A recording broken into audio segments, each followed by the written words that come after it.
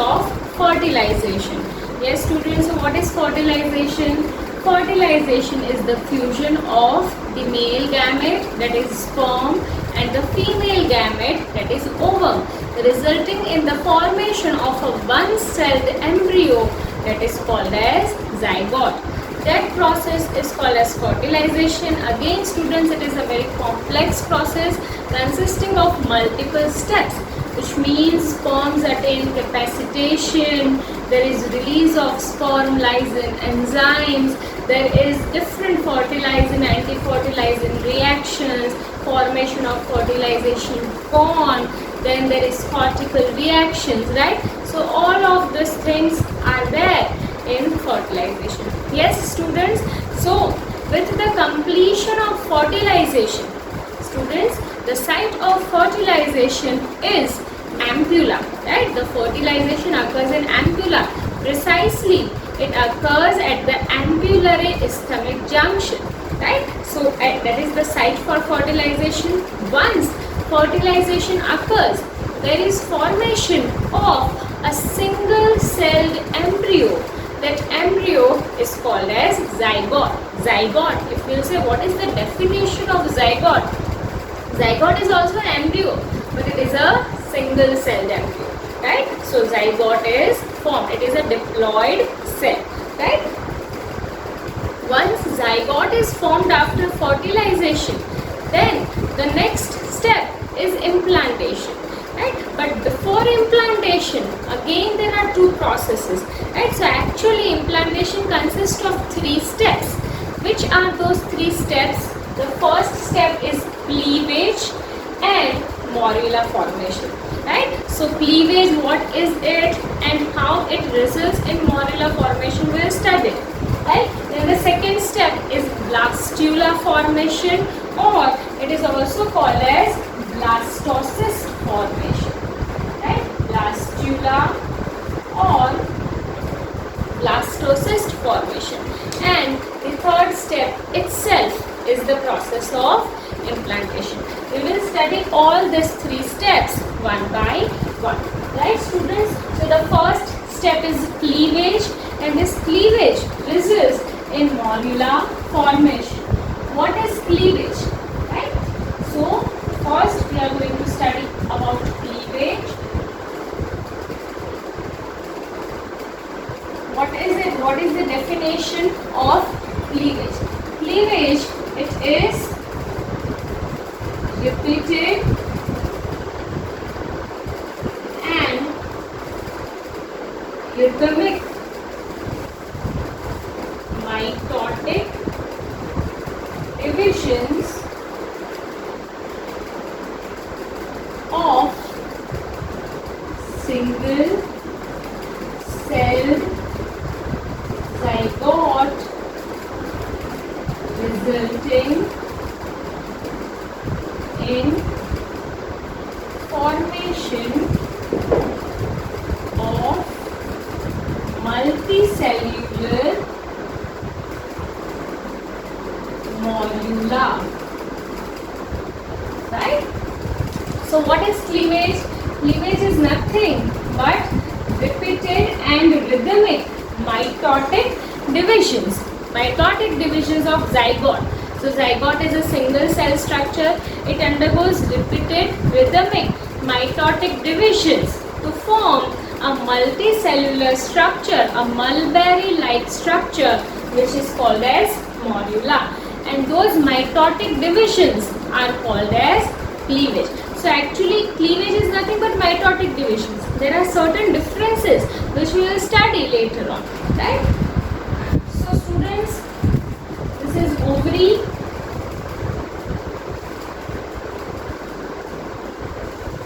Right? And this are the finger-like projections. Those are called as fimbriae.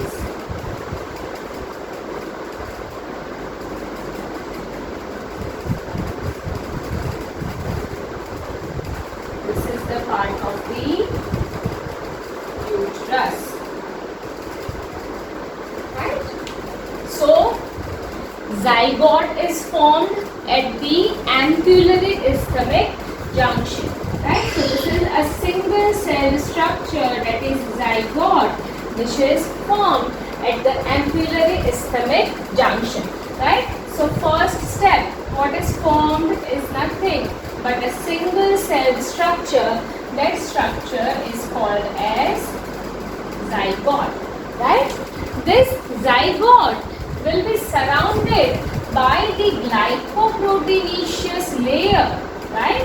That layer is zona pellucida, right? So this zygote is surrounded by zona pellucida and it is a glycoproteinaceous layer, right? Now this zygote is going to undergo cleavage, and while it is undergoing mitotic divisions, it is also moving gradually towards the uterus, because uterus is designed for the process of implantation. Uterus is the site where the actual implantation, that is embedment of the embryo, is going to take place. So while undergoing cleavage, this zygote is moving towards the uterus, right? And it is undergoing mitotic divisions, right? So this is the first step, that is zygote. Then the next step is the zygote undergoes one mitotic division, right, to form a two-cell structure, right? And again, zona pellucida is persistent around it, right? The size of this zygote and the size of this two-cell structure is nearly same, right?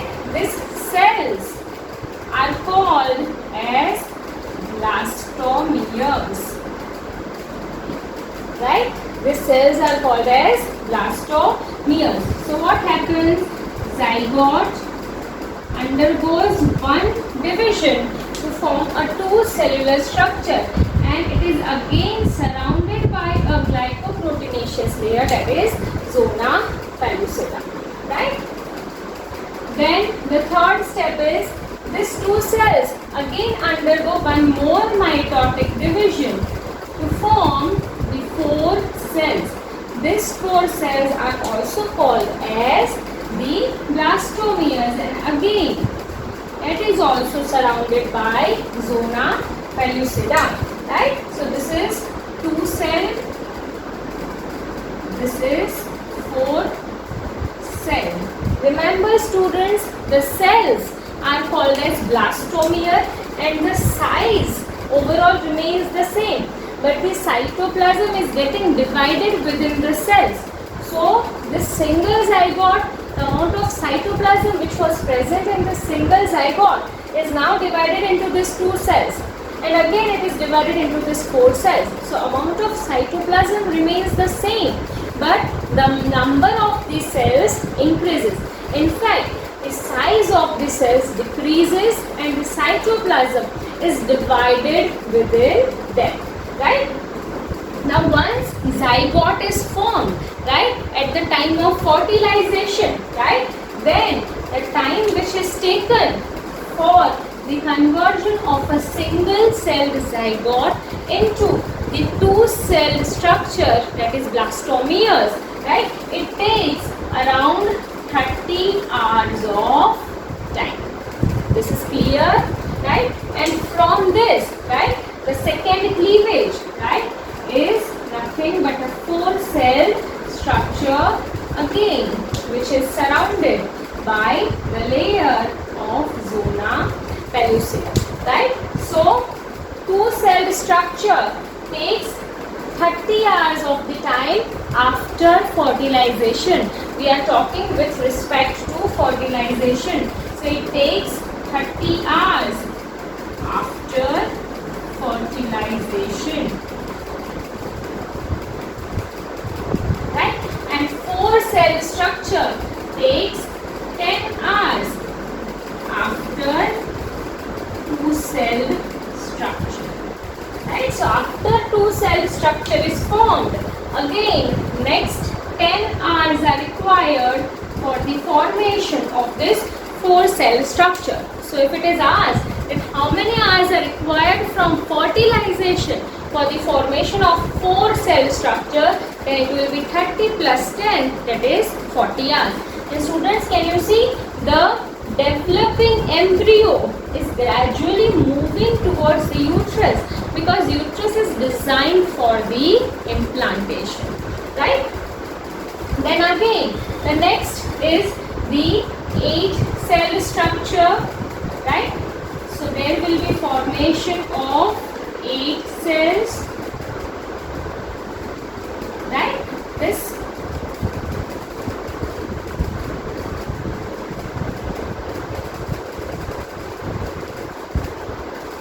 again, it will be covered by the glycoproteinaceous layer. So this is nothing but 8-cell structure.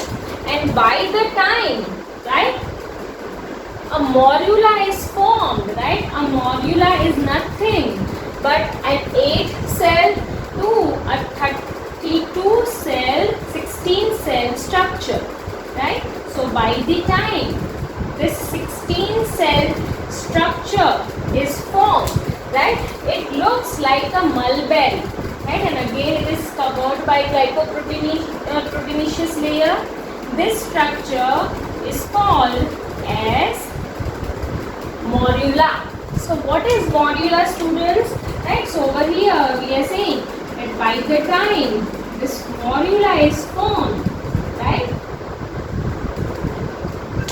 morula enters into the uterus, right? So this is the structure, that is 8-cell structure. And now finally the 16-cell structure, that is morula is formed, and this morula enters into the uterus, right? What is morula? Morula is nothing but 8 to 16 cell blastomere. You can say 8 to 16 blastomere consisting mulberry shaped structure, right? And this morula takes around 4 days, right? It takes 4 days after fertilization. So when is morula formed? Morula is formed nearly 4 days after the fertilization, and this morula has now entered into the uterus. Students, after fertilization, these processes are going on. We have studied the women's menstrual cycle, and we know that fertilization occurs usually on the 15th day, ovulation occurs on 14th day. So after 15th day, the period which is going on in the menstrual cycle is the secretory phase or the luteal phase, and during this secretory phase, the endometrial lining is extremely thickened, right, and secretory in nature, right? So it is endometrium is filled with nutritive tissue, it is highly permeable, it is secretory in nature, and it is releasing many nutrients, right? So morula is going to absorb these nutrients, and then this morula will result in the formation of blastula, right? So again, we are quickly going to revise, students. Cleavage is the first step of implantation. What is cleavage? It is a repeated and rhythmic mitotic divisions of a single cell zygote resulting in the multicellular structure called as morula. How many cells are present in morula? It is 8 to 16 blastomeres containing mulberry shaped structure. So 8 to 16 cells are present in morula, right? So after fertilization, a single cell zygote is formed. Site of fertilization is ampullary ischemic junction. This single cell zygote is dividing into, it is undergoing one cleavage, one mitotic division to form 2 cells, and again those will be covered by a glycoproteinaceous layer. This first cleavage takes around 30 hours of time, right? Then this two-celled blastomeres, right? Two blastomeres containing structure undergoes one more cleavage, and this cleavage, second cleavage, takes 10 hours of time to form the four-celled structure again covered by zona pellucida. Then this four cells again undergo one cleavage to form 8-cell structure, and that undergoes one more cleavage to form 16-cell structure. It is a 16-celled mulberry-like structure which is called as morula. By the time morula is formed, right, it enters into the uterus, because uterus is actually designed for implantation. When is morula formed with respect to fertilization? Morula is formed 4 days after fertilization. So after 4 days, say 15th day is the day of fertilization, then after 4 days, that is on the 19th day, around morula is formed, and this morula enters into the uterus. During this period of menstrual cycle, the woman is in the secretory or luteal phase, and that is why the endometrium is highly thickened, it is secretory, there is highly permeability of blood vessels, and it is releasing many nutritive substances. These nutritive substances are now absorbed by the morula to form the next stage, that is blastula. One more thing, students, why zona pellucida is always persistent? What is the need that there is always a glycoproteinaceous layer, that is zona pellucida? Students, the blastomeres which are formed, right, are very sticky in nature, which means if those are not covered by zona pellucida, these blastomeres are easily going to stick to any part of the fallopian tube, and there only implantation will occur. So, if implantation and if pregnancy occurs in fallopian tube, such type of pregnancy is called as tubal pregnancy. Tubal pregnancy is a kind of ectopic pregnancy. What is ectopic pregnancy? The pregnancy which occurs apart from its site. So usually implantation occurs in uterus. So if apart from uterus, if implantation of the developing zygote occurs anywhere other at other place, such type of pregnancy is called as ectopic pregnancy. Tubal pregnancy means implantation is occurring in the fallopian tube. And when is it possible? If the zona pellucida hatches, if it is removed, if it dissolves before this morula has entered into the uterus. So, are you getting it, students? What is the need of zona pellucida? Zona pellucida is required to prevent any unwanted implantation at some other site. If this zona pellucida dissolves in the fallopian tube, this 2-celled or 4-celled structure is going to get embedded in the fallopian tube, resulting in the pregnancy. And this fallopian tube is very tiny tube, and when this structure keeps on growing, it is possible that the fallopian tube may burst, and there can be bleeding, and even there can be the death of the women. So to prevent it, zona pellucida always persists. So this is morula, students. This is morula. Morula is not having any cavity. Morula again now gets converted into the next structure. Which is that next structure? That structure is called as blastula. It consists of 2 layers of the cells. The outer layer of the cell is called as trophoblast, and there is arrangement of some other cells, right, at one place. This cell is called as embryoblast and there is cavity. That cavity is called as blastocyst. So morula will result in the formation of the next structure, that is blastula. So what is the structure of blastula?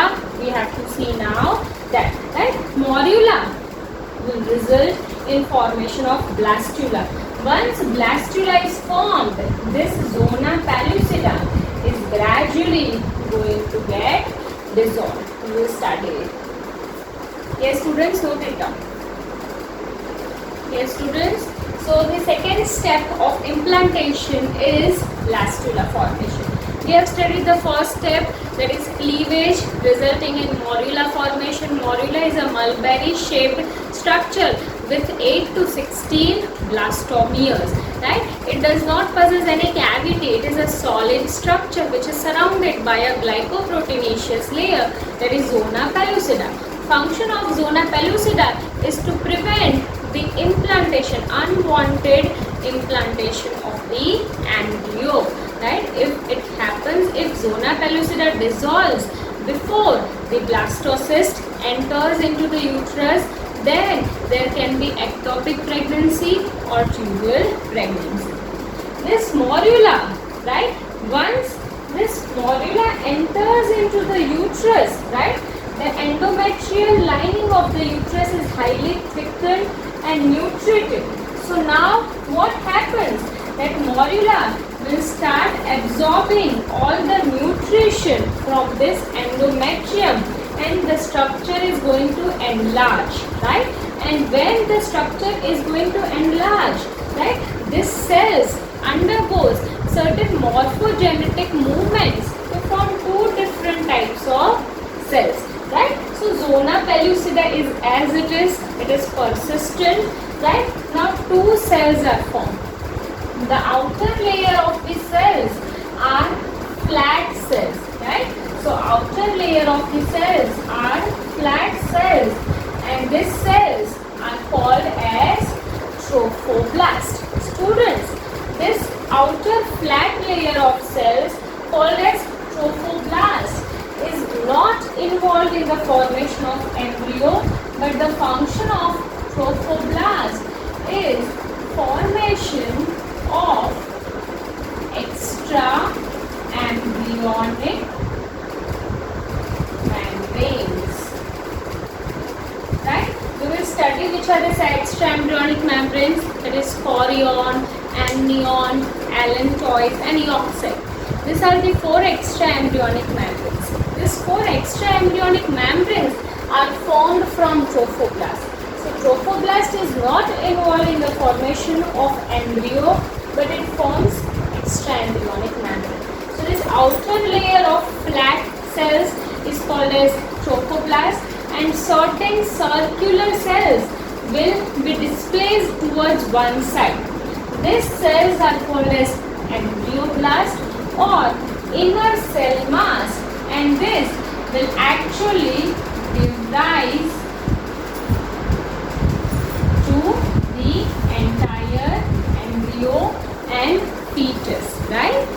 So that is embryoblast or inner cell mass, and there is formation of cavity within it. That cavity is called as blastocele, and this blastocele is filled with nutritive material which this blastocyst is absorbing from the endometrium. So morula is a compact structure. It is filled with cells, whereas blastula, we are saying blastocyst. The word blastula is used for other animals, whereas for mammals we are using the word blastocyst. So blastocyst possesses a cavity which is called as blastocele, right? There are two types of cells, the outer flat cells which are called as trophoblast, and the globular cells which are towards one side, those cells are called as embryoblast. Trophoblast is not involved in formation of embryo, but it is involved in formation of extra embryonic membranes.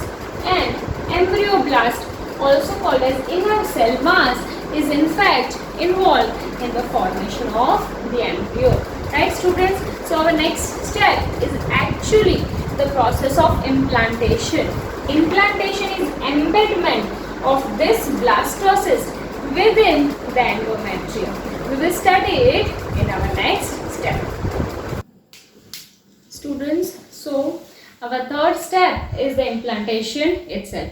So we have studied cleavage, repeated mitotic divisions resulting in morula formation.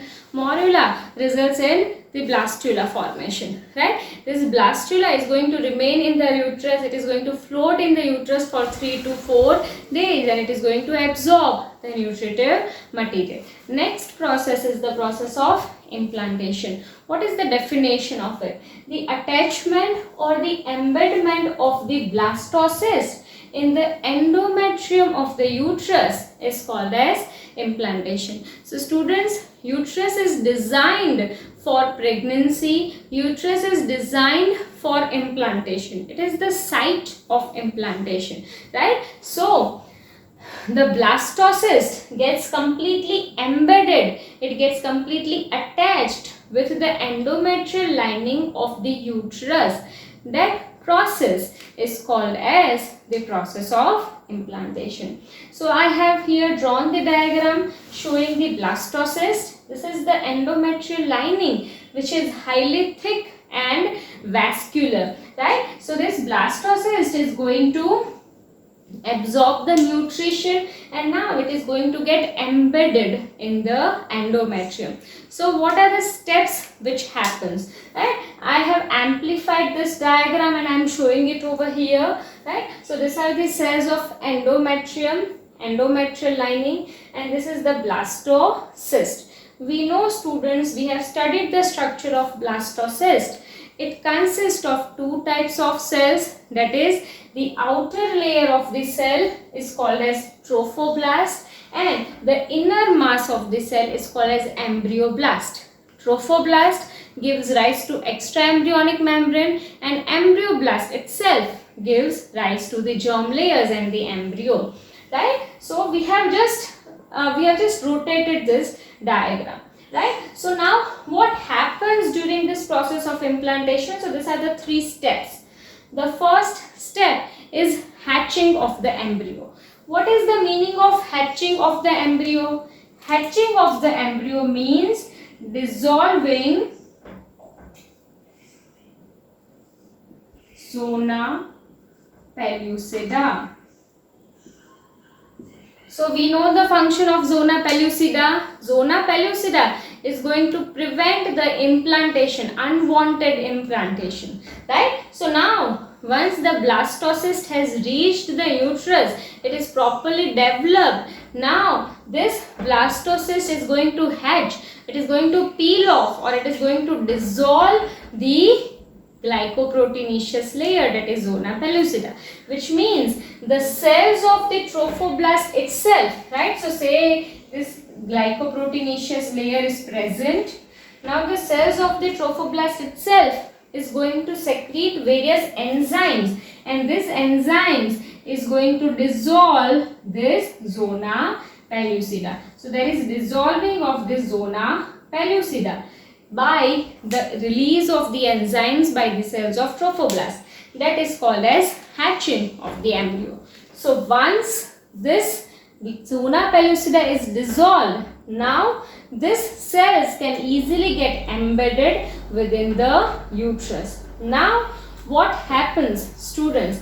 The next reaction is decidual cell reaction, right? These are the changes which are seen in the endometrial lining. So the permeability of the blood vessels, so there will be blood vessels within the endometrium. The permeability of the blood vessels increases, which means there is more flow of blood, and with the flow of blood there is more flow of cells and nutrition, right? Then there is local stromal edema, which means there is formation of edema in the endometrium. There is release of the fluid. And the third is absorption of nutrients. So these reactions are called as decidual cell reaction. Students, the this blastocyst, the embryo, gets completely embedded in the uterus. So, the wall of the endometrium, the uterus, where this blastocyst is getting completely embedded, is called as decidua. Decidua is nothing but endometrium where blastocyst is embedded, that is called as decidua. So there are various changes which are happening in that part of endometrium where there is embedment. There is increased permeability of blood vessels, increased flow of the blood. The cells over there are filled with glycogen, and that glycogen is released for the release of energy. There is local stromal edema. All of these reactions are called as decidual cell reaction. And lastly, there is formation of chorionic villi. Chorionic villi is nothing but finger-like projections. Right? So what happens now, students, that this trophoblast gets converted into further two layers. Right? So trophoblast gets converted into further two layers. Those two layers are syncytio trophoblast and cytotrophoblast. So this is syncytio trophoblast, which means there is formation of finger-like projections. If I draw over here, right, then there is formation. So there is hatching and there is formation of this finger-like projections, right? The word syncytium itself means multinuclear condition. So here the cells look like multinucleated. That is why we have given the term syncytio trophoblast. So this blastocyst is getting embedded in the uterus by forming the finger-like projections to form a tight connection. That is syncytio trophoblast. That finger-like projections is called as chorionic villi. The other cells are cytotrophoblast, and now this embryoblast or inner cell mass is going to proliferate to form the germ layers, right? So that is formation of chorionic villi. So by this, right, the endometrium completely surrounds the blastocyst, or in other words, the blastocyst gets completely embedded in the endometrium. That is called as implantation. So the first step is hatching, that is dissolving of zona pellucida. Second is decidual cell reaction, which means various changes which happens in endometrium. And third is formation of finger-like projections. Those are nothing but the part of trophoblast, that is syncytio trophoblast. And this syncytio trophoblast is going to release one hormone. That hormone is human chorionic gonadotrophin, or HCG hormone. So who is releasing this HCG hormone? Syncytio trophoblast.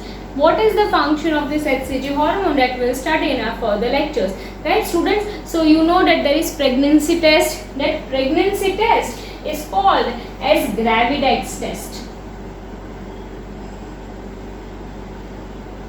Gravidex test is pregnancy test. It detects the HCG, that is human chorionic gonadotrophin level in urine. And what is the function of HCG? So who is releasing HCG? Syncytio trophoblast. Whenever pregnancy is confirmed, that test is called as Gravidex test. In that, the levels of human chorionic gonadotrophin released by syncytio trophoblast is measured in the urine. That test, students remember, very important, is called as Gravidex test. And what is the function of human chorionic gonadotrophin hormone? HCG prolongs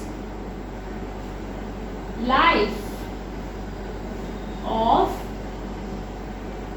corpus luteum. So you know corpus luteum, is present in the ovary, right, during the luteal phase, and it is releasing progesterone hormone. If fertilization occurs, then this corpus luteum is going to persist throughout the 9 months of pregnancy. But for prolonging the life of corpus luteum, HCG is required. Function of HCG is to prolong the life of corpus luteum. Function of corpus luteum is to produce progesterone.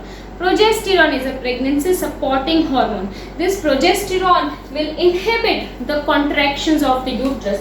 If the muscles of the uterus, that is myometrium, keeps on contracting, then this structure will be released. So, to inhibit the contractions of the uterus, progesterone is required. Progesterone is released by corpus luteum, and prolonged life of corpus luteum is done by human chorionic gonadotrophin, the levels of which are detected in the urine. That test for confirming the pregnancy is called as Gravidax test. So this is all about implantation, right? Our next topic is the formation of germ layers, that is gastrulation process.